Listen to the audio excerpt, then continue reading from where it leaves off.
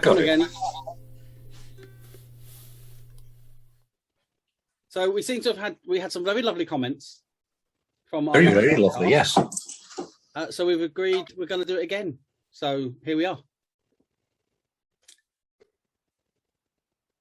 Brilliant. And so what have you been doing with yourself since we last talked, Ash? I've been reading this story that you threw at me, this Dracula's Guest, which I hadn't encountered before. And yeah, had a read through it. Had a couple of read through it, actually.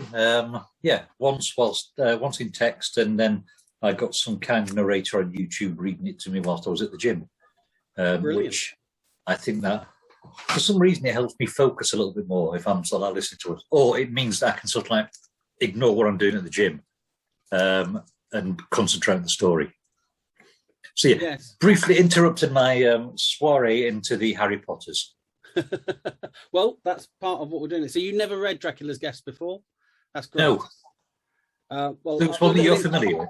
Little introduction on this one. Dracula's Guest is a story that was published in 1914, a couple of years after Bram Stoker died, in a book called Dracula's Guest and Other Weird Stories, where I think the widow was just really cashing in at the time because he was quite popular. So, you know, they're sort of putting all that out. And as we will discuss later, it has an interesting discussion around the story. But basically, the synopsis is, it is a well-to-do English gentleman, unnamed narrator. So it's all told in the first person, who is going for a day trip from his hotel in Munich to be taken by carriage for an outing. And he keeps getting told about this like Wochennicht. Walpurgisnacht, which we will come to as well, because I thought there was something quite funny in that. On the way, he starts getting curious about why people are so scared, and sees this mysterious road that apparently goes down to an abandoned village. And in typical Englishman style, when, Johnny Foreigner, you go off and be scared, and I'll be the Englishman who wanders off down into the village, where he has spooky encounters of a vampiric kind to survive the night and the strange attack of the wolves. They went and was found after the hotel sent out a search party for him on instruction of Dracula, who says, "This is my guest. You better go look after him and make sure that he's all right." Is that about sum up the basic synopsis? I think that sums it up quite adroitly. Yes. Thank you very much, and I'll just look that up in a dictionary before I find out if I'm offended or not. Yeah, and this one, if we're looking at the inspiration for this one, I think one of the things that my main takeaway from this, and you said it yourself with saying it comes across as your typical, "Oh, I'm the brave Englishman." It's almost as though this is a parable for Brexit. You've got this bloke who, he's not British, he's English, and he's as adventurous as an Englishman. And as you say, he's sort of like mingling with Johnny Foreigner, and it's, "Oh, well, you're all bloody cowards, aren't you? You're scared of this empty village." Yeah. Whereas me, I'm a brave Englishman. Now I know this gentleman. I think that comes across in it, really, doesn't it? The way that he does this, a gentleman would never, do this. So he has. He's got a cane. That was what makes him a gentleman. He has a cane. Just like Michael. Yeah. I mean, in reality, I think he's Jonathan Harker, isn't he, from what transpires in the Dracula novel? Well, this is where you can kind of come into a little bit of the interesting side of this. Is it Jonathan Harker? Is it Renfield on his original one? I mean, the evidence that they're saying is that this was the original first chapter of Dracula, is what a lot of the scholars will say. And they point to evidence in the manuscript where Jonathan Harker makes reference to some things that seem to happen, that are seen to happen, not seem to, in this short story. So that's quite an interesting way to do it, but it's not a definitive thing. It seems to be an accepted idea that this is Jonathan Harker. But yeah, I mean, I take your point that it's an unnamed narrator, but also we've got academics like Leslie S. Klinger who've got access to the original manuscripts, Yes. who pointed out that first and second chapters of the finished novel were labelled as 2 and 3, which suggests that there was a missing first chapter. We've got the Dracula mentioned there. Also, with it going on Walpurgisnacht, it's traditionally April 30th, well, the night of April 30th to the morning of May 1st. And Dracula itself starts off with an entry on May 3rd saying that he's been travelling from that area since May 1st. So it does all tie in. That it well, would it be does and it doesn't, because actually that the date is so close to that night that there's no time for Harker to become the prisoner in the castle. It's almost like, overnight, Harker turns up, signs a couple of forms, and off Dracula goes immediately the next night. So it's one of those, I mean, I'm not, the whole thing is, I'm not saying it wasn't written before, because there is actually an academic discussion on whether it was written post. I believe it was written before. But in terms of, because one of the big things is that I keep saying is it the first chapter written as Jonathan Harker that was removed by a publisher because it would have made things too long and it was superfluous to the whole story? Where I actually think, yes, it probably was. It probably was sat there as a first chapter in a first draft of Dracula. I think the story that we read here now that is published is actually different from the one that was removed. When you read into what Dracula's wife, Florence, said, when she actually said that it was a story that he wrote at the time of writing Dracula, removed it, and then prepared it for publication later. So he actually worked on this story differently from the actual novel itself at that time. I mean, that would make sense because it's written in third person, isn't it? Whereas the rest of Dracula is different epistolatory forms of first person narrative from different perspectives. So it would have been far too much of a postmodern take for a publisher to sort of like start off with, here's the first chapter, it's in third person. Now let's pull the rug from underneath your feet. And yeah, first person from him, first person from him, first person from her. I thought it was in first this. Am I getting it wrong? But I am sure you will not be late. Oh, that's what he says. Jonathan, no, you're right. Johan answered. He crossed. I tried to argue with him. It's first person, isn't it? Right. You're making me have to go back to what I've been reading, aren't you? Just making me confused. Guessed, right. I was a little chilly, and thinking that it was the sitting still after the exercise of walking, I resumed my journey. Dude. Yeah, sorry, from the first line, when we started for our drive, yes, you're absolutely right, it is first person, but it's a first person narrative rather than a journal entry. Yes, it is, and that is very... It is very out of character with the rest of the book, which makes me believe that I think this was almost like you could almost say it's the first bit that he wrote when playing with the idea of Dracula, of when he was writing the novel. Yeah, because I know that there are a lot of people who will sort of like start off with a story idea and they will sort of like start off, and I'll try in first person, see if that works. I'll try it in third person, see if that works. And if they find that one or the other is preferable, in that case, they will go with that. Hopefully they don't land on second person because that's shite. And I can't imagine anybody wanting to stick with second person unless they're right. You would say that. Yes, damn right. Damn right every time. So yeah, I think it's of it. Give us your impression of when you read it and then you listen to it again. What sparked in your head from? As I say, there was that whole Brexity feel about it, where Bram Stoker, as an Irishman, is telling us that Englishmen have got this complex, which made sense to me whilst I was listening to it, and also the porn in it as well made me think, what's going on in that guy's head? The fact that not only is he seeing Johnny Foreigner as being someone who an Englishman will treat with contempt for their supernatural beliefs and their superstitions. But he encounters a woman who's probably a bit dead, but with nice rosy cheeks and looking available on the top of a tombstone. Yes. But a saucy woman.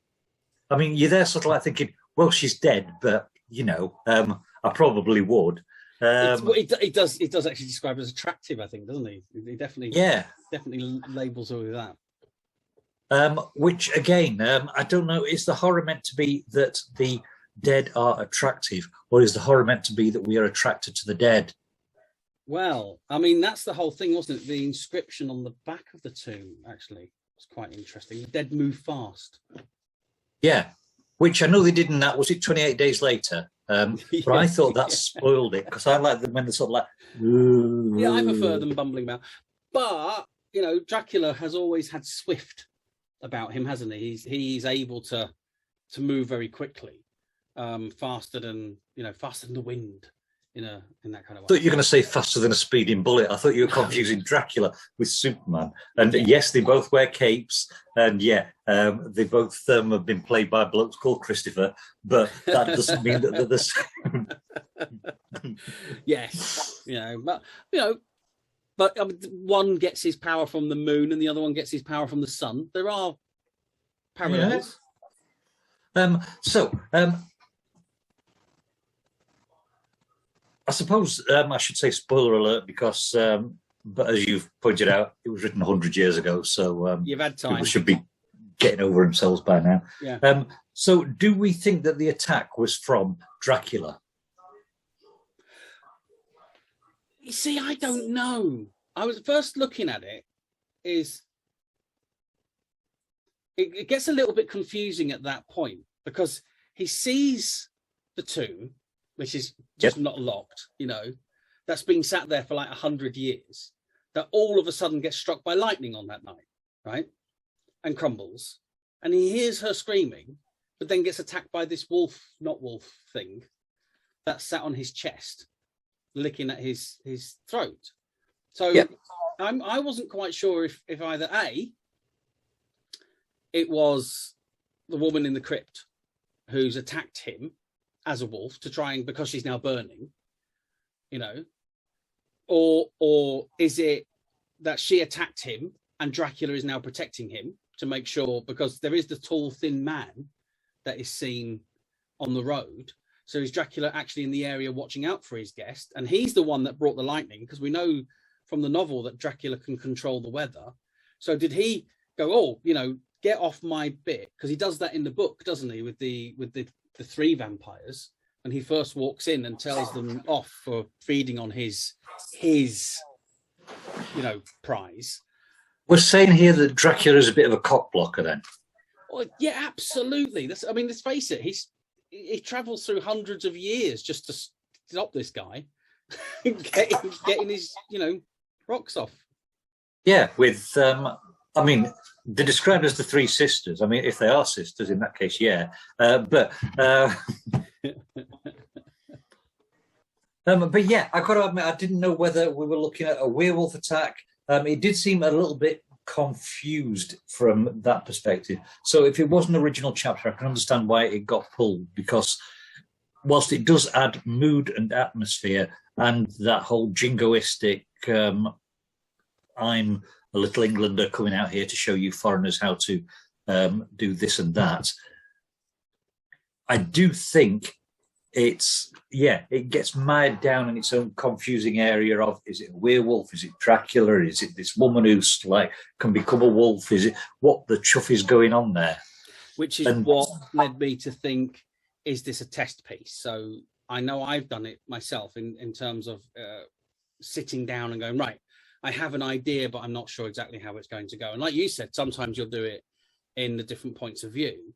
And sometimes it'll be like, he's just testing it. Because the mood is fantastic in this. When the storm hits and he's on his own, walking through the forest of yew trees, and that snow and the way he got that described, I thought that was elegant and really gave you a fantastic atmosphere of being there.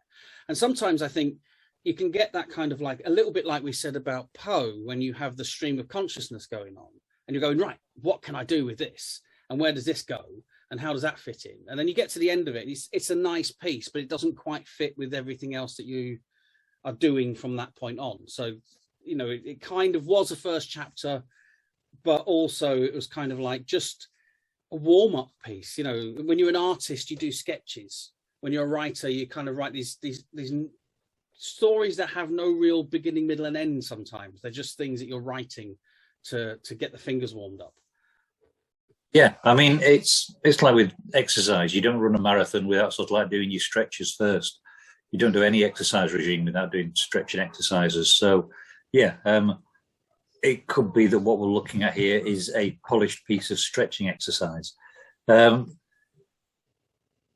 mean, yeah, Stoker has got sort of like a theatrical background, so we can sort of like see how things are being staged here anyway, so that we're looking at something that is theatrical in its presentation. Again, with sort of like lightning bolts striking tombs and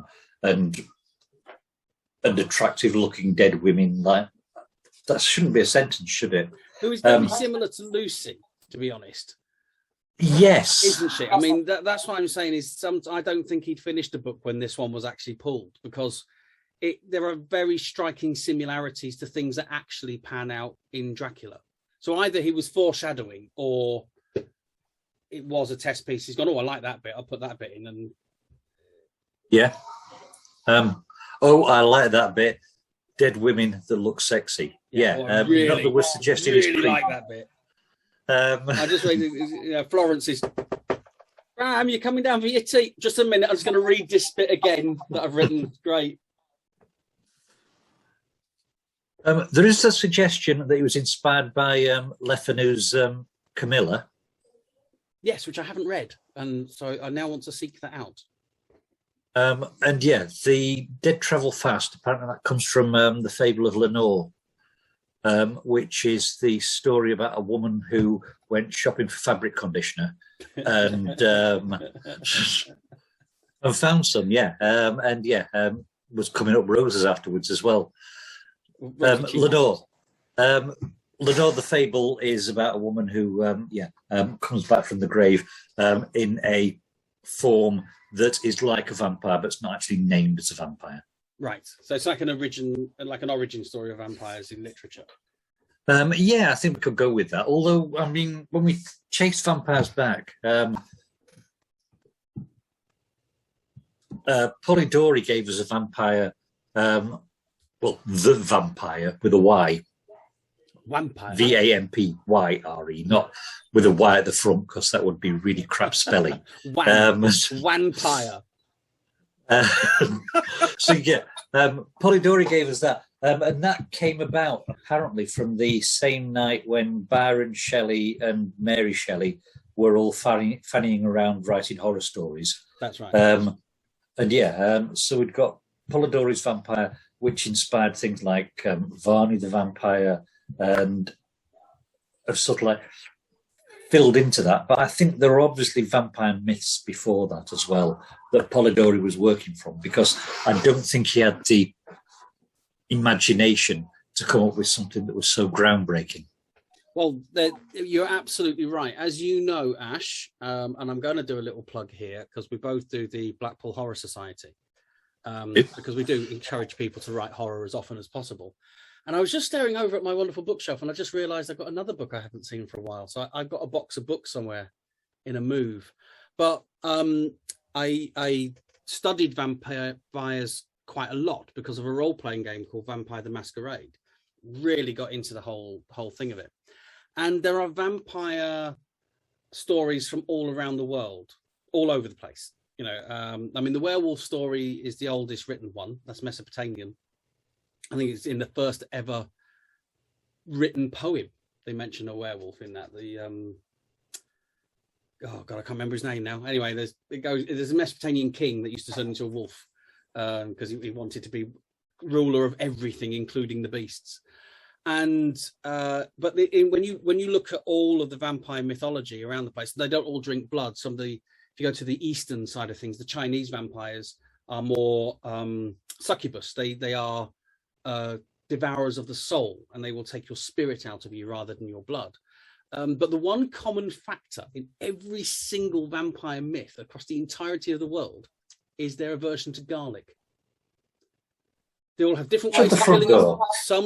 Some you can see in mirrors, some you can't. The Egyptians had a vampire as well. The ancient Egyptians, they had again a succubus, which is where it really comes from. But they all have an aversion to garlic. Yeah, they don't like the smell of garlic. Wow. So it's incredible, isn't it? Lovely. Yeah, it is. Yeah, what bizarre theme to tie them all together. Well, they think it's to do with the original vampire myths come from a time pre-Christian. So Christianity, it's got its lovely symbols of crosses and stuff like that. But pre-Christian was all about spells, and garlic was a big spell used for, getting rid of evil, and you drink it in potions and all that kind of stuff. Because let's face it, it just makes things taste better. It's got quite a lot of healing properties as well. Yeah, it's things cleanses the blood, isn't it? Yeah, blood thinner. So yeah, and also if you put a clove of garlic into your shoe, your breath will start to smell of garlic. Really? Really? So, we could do this. I could try that. I might try that. Yeah, it works. If you crush up the garlic bulb and put it under your eye, no, don't do that. Don't do that one. Yeah, which is an odd one, really. And yeah, I wouldn't, because it's such a healthy thing to actually have in a diet. I wonder if it's, you've got to wonder where something like that's come from. If you're looking at, again, this is a wonderful thing of looking at in terms of from a writing exercise, and I can see how Bram Stoker did it. I can see how a lot of the stories come out from these, looking into the myths and legends behind things. Is if you look back at a lot of vampire myth, like the bell, for example, on gravestones, because so many people used to get buried alive, because all you had to do was fall over and not wake up when they give you a tap with the boot. Right, he's dead, and they bury you in the ground, and then the people climb back up again. So they buried them 6 foot down, which people didn't get out of. But rich people were so worried about being buried alive that they had a bell fitted onto the gravestone, and the rope goes down into the coffin, so if they wake up they can ring the bell. But that just frightened people, that rich people were coming back to life and coming out and devouring things. And then there's the whole growing of fingernails and hair after death, post-mortem, which continues as the body gets rid of the extra calciums. That also added to the vampire myth, that these people were coming out of the grave at night. Look, their nails are still growing, they're still obviously being nourished for that to be able to happen, because people just didn't understand their death and how death worked back then, that it fed into all these different local folk stories that get taken by the writers from 3 and 4, 5 different sources, and they mingle together to become their own entity, really. So it's really interesting to see doing that research, going back into all these different little folk tales and where they kind of link back to. It works really, really well. Because I know in Dracula's Guest, he mentions the people being killed by suicide, buried at the crossroads. Yes. Right. But then her tomb isn't at the crossroads, but is still suggested that she was suicide because she went looking for death. And then in Dracula itself, the grave that Dracula first feeds from Lucy is the grave of a suicide, which is unusual about St. Mary's Church, that it has suicides on holy ground. So there's a lot of these different influences that you can see were mingling around in his head. Which a lot of them are very, very good for furniture. They're sort of like setting the tone, sort of like, the whole notion of suicide, horrific, horrible thing. And the notion that suicides are excluded from regular graves. You've got sort of like the theme of the outsider being put there. The fact that we've got crossroads, sort of like you've got crosses there already being mentioned. So this thing that's going to battle your vampires. But yeah, I'm still confused as to whether who it is who's biting him. Yeah, who's biting him? Yeah. First of all, I'd like to bring I've got to have been as articulate as usual here. When you talk about Walpurgisnacht. Walpurgisnacht, yes. Which, thank you. Surprisingly, it's actually St. Walburga's Eve as well. It's sometimes known as, and that's seems as there's actually a St. Walburga's Road near to where we both live.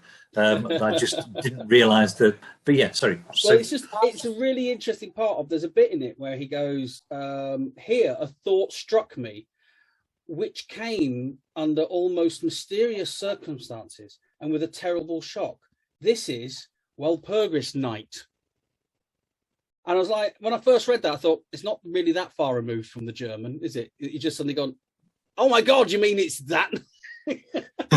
What's this thing you're talking about? Oh, you mean this? And it says exactly the same words. So yeah, I did find that quite amusing, that he did that. But yeah, well, the strange thing about the attack is, I suppose it's supposed to be a bit ambiguous because it's been in first person, isn't it? So in a funny sort of way, he's actually been really clever, because he's actually saying, if you were personally being attacked like that and trying to actually say what's going on, you're going to have no idea. But from a reader's point of view, that's not a really good thing, because you've got no idea what's going on. So you're a bit confused about everything. So, sorry, weird things happen there. You'll see that in the playback.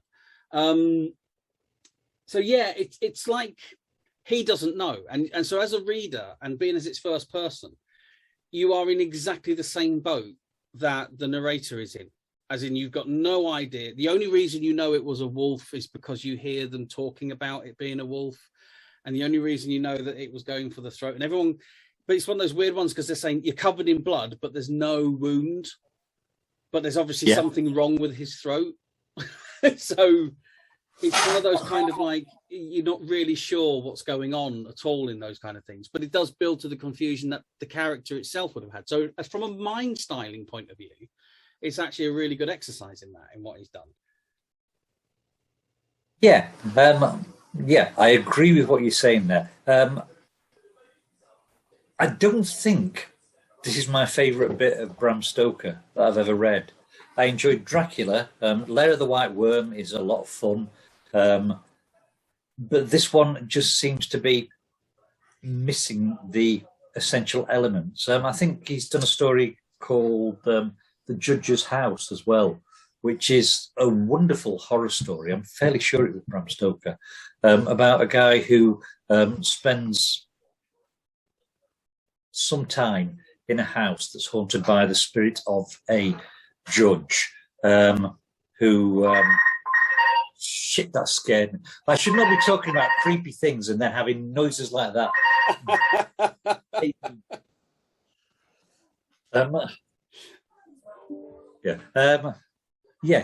He's done this story called The Judge's House, where there are rats in the walls and there's a creepy judge that's going round within there.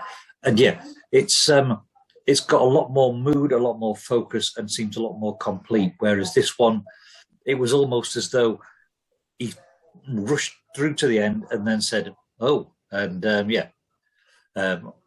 my mate Dracula's looking after me." The end, yeah, which feels so tacked on. Makes me think that was one of the bits added post Dracula being written. You reckon Florence might sort of like put that on there just as she's sending it through to the editor? Yeah, I do. I think because if you look at, again, going back to those original manuscripts, Dracula wasn't the original name, right, for the vampire. He said, "You're going to get me to remember this now." On the original scripts themselves, he actually had a different name for the Count. Then it came down to Dracula. Oh. It was something like that. Jerry. Let me. I need to use my memory. I can't bloody remember. Let me use this one over here. Can't remember Winston. What the actual word was. This is great. This is great. Great viewing. Winston the Albert. That was right. Winston. Come on. Boris. Was it a vampire drag name? There is Dracula. isn't there? There is. I did not know that. Yeah, there's a documentary I think called Dracula, which is about people who dress up as drag versions of Dracula. Wow. There you go. There's another little thing. Not real name. Because Dracula means the devil. Let's see if it's in this one. Vampire. Probably was just unnamed vampire is probably what it was called. Romania. Neville the vampire. Impaler.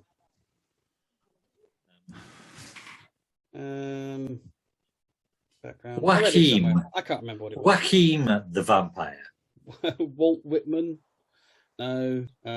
Joaquin Phoenix. No, I can't remember. But I know it wasn't the original name. There's a really good documentary about Dracula from Mark Gatiss that goes really into the history. The man is an absolute Dracula savant.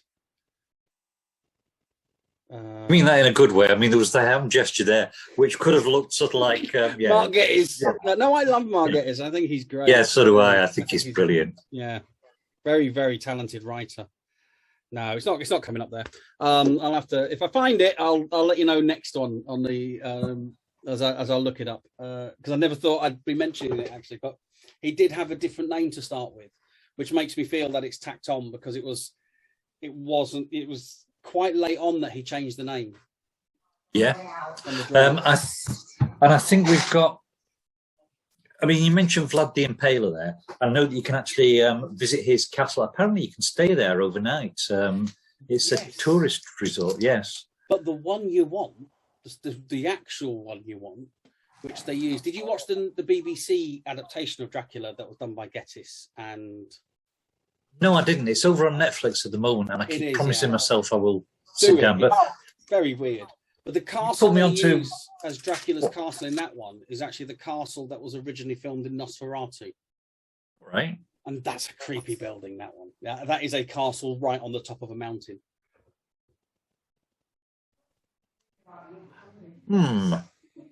Yeah, I mean, I'm going to get around to that one, but you put me onto that Ghosts, and I'm still sort of like plodding my way through that and loving every second of it. Good, isn't it? So, yeah, it really is. So, yeah. We'll talk about Ghosts, actually. We'll use Ghosts as one of our discussions, because I think that is so full of creativity that it is one of those ideas that you sit down and go, how did they think of this? How did they bring that all together to come up with this as an idea? And there's lots of influences going back that we can discuss on that one, I think. We're going to have to wait till I've done season 3, though, because, no spoilers. Otherwise, otherwise there's going to be spoilers there. I remember I was once teaching a class and mentioned My Name is Earl. And I said, I'm a couple of seasons into it and loving it. And somebody said, are you up to the season yet where he's in prison? Why would you do that to someone?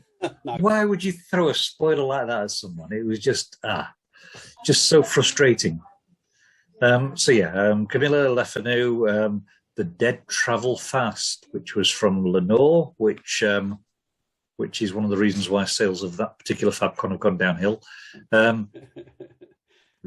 Which also has like connotations to Eleanor, doesn't it? I suppose as well.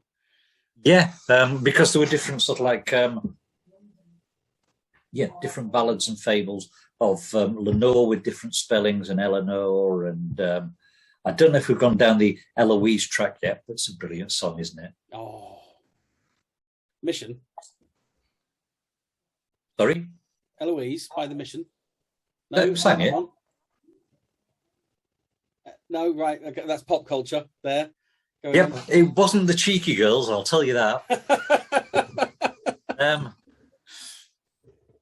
Was it the Damned? No,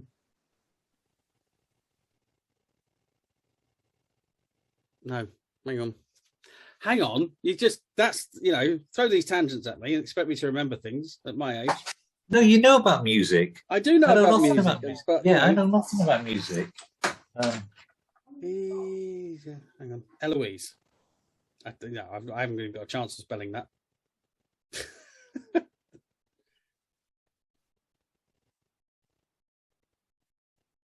I'm sticking with the Damned here. I would be putting money on this. Go with that, because I got. Hang on. No, I got very close to the spelling of it.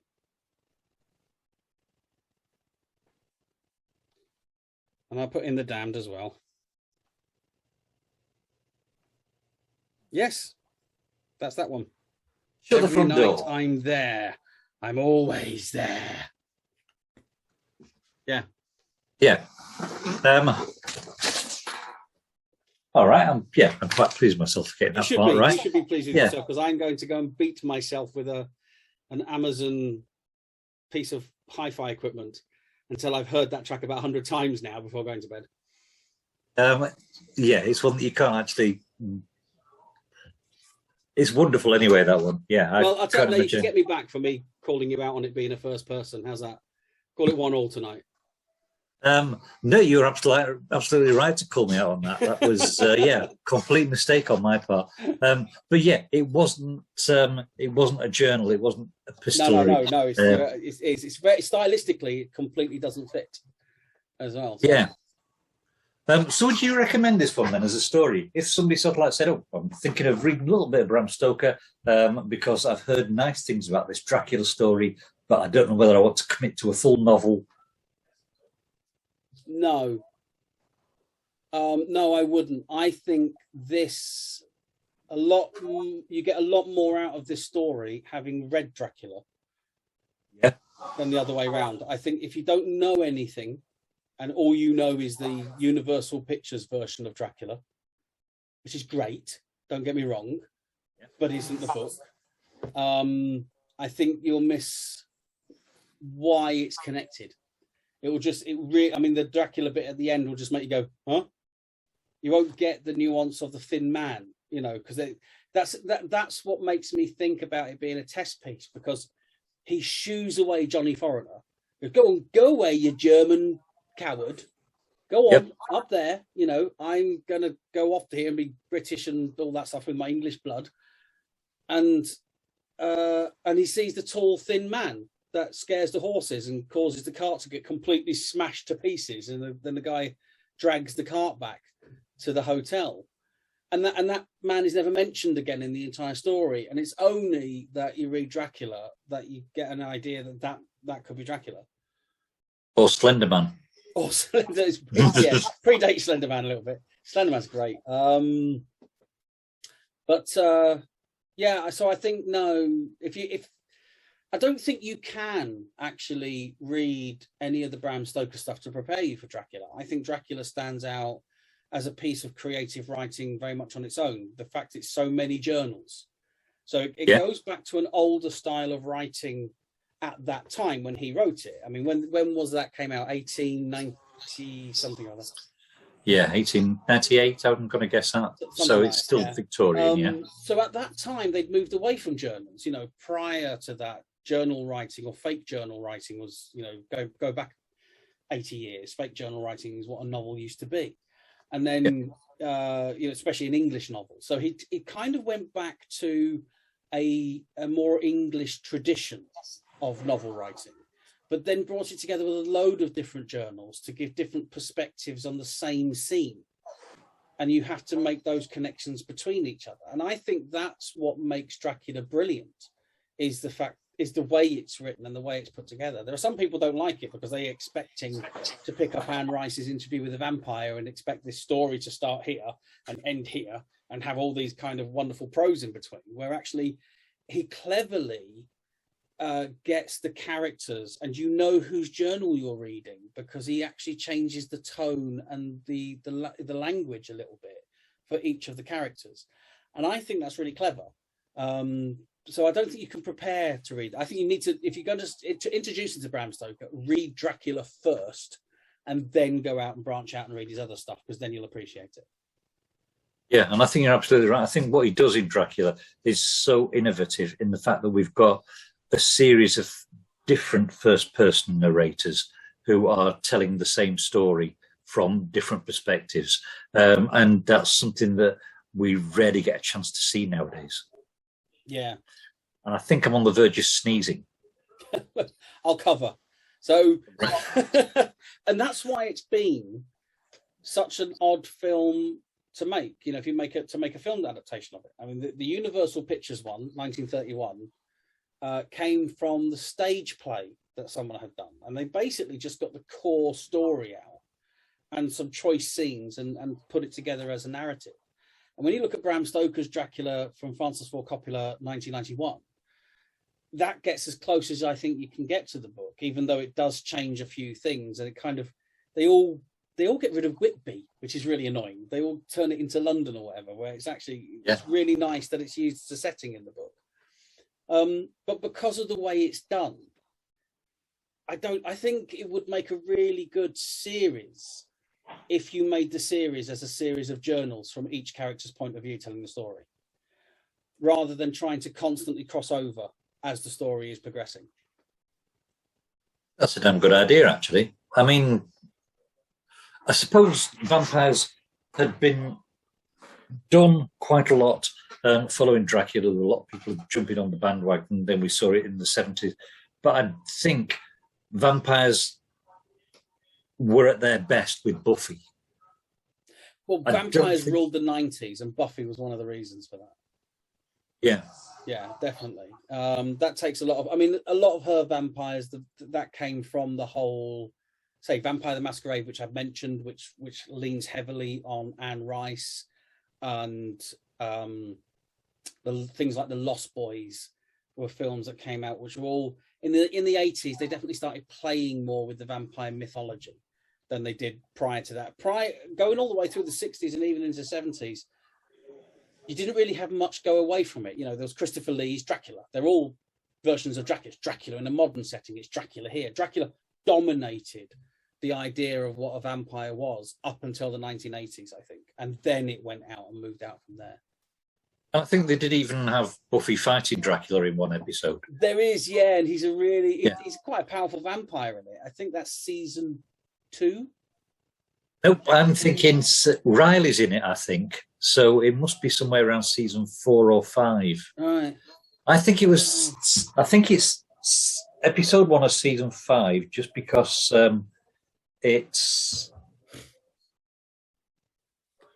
because I'm being a Buffy geek at the moment. Yeah. Well, also being a Buffy geek, I do actually want to mention that in terms of vampires within the media, there's a friend of ours, Violet.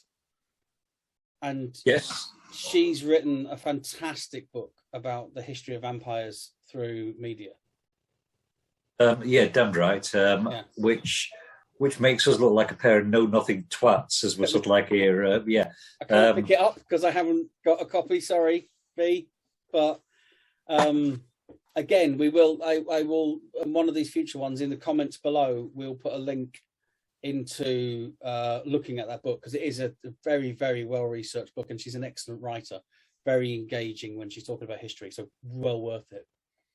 Yeah, and she's, yes, annoyingly, she really knows her shit.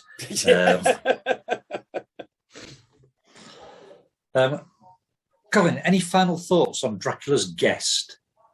Well, I'm going to summarise and say, through this chat, I still believe it was a test piece, that it wasn't taken out of the manuscript for time or length. I think it was very much a first draft thing and came out of the manuscript at a very early stage because it didn't fit.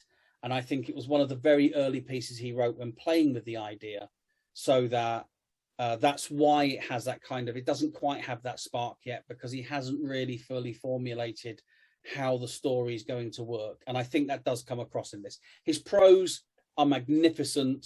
His dialogue is actually not too bad. But the actual guts of the thing don't quite come up to scratch with the rest of it. But I think there's a lot of ideas in it that you do find later on. And I think it was, I think it was him stretching his muscles, like we've put before. I think it's a stretch piece. I think there's a possibility that what we were getting here was he was starting to write the Underworld series. And he's sort of like, he's decided, you know what, I'm going to have vampires here, but first he gets attacked by a werewolf. And Dracula and the werewolves, they won't like each other, will they? And also we've got saucy little bit of dead totty that's lying on top of a gravestone. and they're probably going to come really, honestly, I have to get you into looking at the role-playing stuff. You have to look at Vampire the Masquerade. You will love it. I will get you a copy of the source book because you will absolutely adore it. Honestly, everything you just said there is where, because Underworld was pretty much a rip-off of Vampire the Masquerade as a role-playing game. It's like someone went, oh, we just played that game. Let's write it up and turn it into a film. I get to pick next week's story, don't I? You do, yes. Do you know what I'm picking? Well, go on then. Let's go for it. What we're doing next week? Next week, The Monkey's Paw by W. Jacobs. Interesting. Yes. Blimey. I haven't read that, cracky, since I was about 14. Oh, a couple of weeks ago then. Yeah, I wish. Oh my God. Right. Yes. That sounds great. Yeah. And for anybody who sort of like has stayed this far into the what we're prattling about, part of the reason I'm doing that is because these are in the public domain, a lot of these stories that we're looking at. So it's fairly easy for people to sort of like get hold of them. If anything that we've said makes you think, oh, I wouldn't mind having a look at that, it's public domain. You're not going to have to sort of like spend that money and then find out they were talking shit. That story was a load of wank. I think that's really important in what we're doing because, again, everything is about being creative and there's a huge amount of stuff out there. And we're not saying don't buy new stuff. Some really talented new writers out there that are well worth buying. But I think, the Stoker estate's had its share. So you can read the public domain stuff now, and it doesn't hurt anyone. But it's definitely worth. I mean, to be perfectly honest with you, if you want something, I mean, I read my copy of this. I showed you that last week. Actually, that's a lovely book. This is a tome of Gothic fantasy, and this is actually a mix of old public domain short stories with brand new writers. So it's quite an interesting anthology. That, but. If you find an anthology of Gothic stories, you will find Dracula's guest in it because it appears everywhere, that thing. So that's well worth looking at. But yes, again, I've really enjoyed myself here tonight. I've enjoyed chatting this kind of. Likewise, yes. So yeah, next week, The Monkey's Paw by W. Jacobs. Monkey's Paw, yeah, but I got told something by I've got a 13-year-old son. All right. So apparently we're supposed to go. Smash that subscribe button. But yes, I know a couple of people have done, but yes. Or something like that. Yes, you're supposed to do that, apparently. Or if you think we've been talking bollocks, hit the dislike button because, yes. Keep it real. Absolutely. For shizzle. Yeah. Put the thumb down if you want to. We don't care. Any publicity. Comments, we will keep reading them because we are a pair of publicity whores. Yeah. And if we think somebody's been talking about us, in that case, we will be on it. Yeah. We'll be on it like Prince Andrew. No, we're on a pizza. Yes. There you go. Prince Andrew on a pizza. Yeah, like Lynx deodorant on Prince Andrew. Yeah. Only he didn't spray it. Anyway, am I allowed to say that? Don't know if I am. Let's see if it gets pulled by YouTube, that will give us an indication one way or the other, won't it? Suddenly goes silent. If there's a sudden silent block there. We overstepped the mark. So the other thing I want to ask, if you want to put in comments, is of course we're putting these as big hour blocks. I would like to ask if people would like these cut down into smaller chunks. It's up to you guys. We're going to keep this as an hour to start with, but hour-ish to start with. But if you say, can you cut it down into 2.5 hours or 4 15 minutes or the next bit of the maths I can't be bothered doing, then we will find areas to cut it down and put it down as part 1, part 2, part 3, part 4. We are here to serve. Yes, we are, because we're such lovely people. So please smash that like button. Jesus, I feel like a fucking teenager saying something. Get in! You're looking young already, Ash. Smash that thing. Yeah, there's a button. I might there. Thank Thank you so much. And yeah, we will be back next week talking shite about The Monkey's Paw. Excellent. Looking forward to it. Monkey's Paw.